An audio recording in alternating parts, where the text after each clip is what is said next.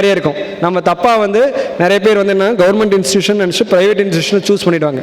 So அந்த மாதிரி choose பண்ணாமல் அது என்ன இன்ஸ்டியூஷன் சொல்லிட்டு அந்த இன்ஸ்டியூஷன் பேரை மறுபடியும் நெட்டில் அடித்து பார்த்து அதனுடைய டீட்டெயில்ஸ் வந்து நம்ம பார்த்து கேதர் பண்ணி எல்லா காலேஜஸ்க்கும் இன்றைக்கி வந்து வெப்சைட் இருக்குது. எல்லா வெப்சைட்லேயும் டீட்டெயில்ஸ் இருக்குது. அதை பார்த்து நம்ம பொறுமையாக பண்ணணும். ஸோ நிறைவாக நான் வந்து சொல்கிறது, நம்மளோட காம்பிடன்ஸ் தகுதியை வளர்த்துக்கிறது வந்து பார்த்திங்கன்னா நம்மளோட எக்ஸ்பீரியன்ஸு, நாலேஜு, ஸ்கில்ஸு, பிஹேவியரு, நம்மளோட பர்ஃபார்மன்ஸு, கோல்ஸ், இது எல்லாமே வந்து பார்த்திங்கன்னா ஒரு காம்படிஷனில் ஒரு குதிரை ரேஸில் ஓடுற மாதிரி இருக்கக்கூடாது.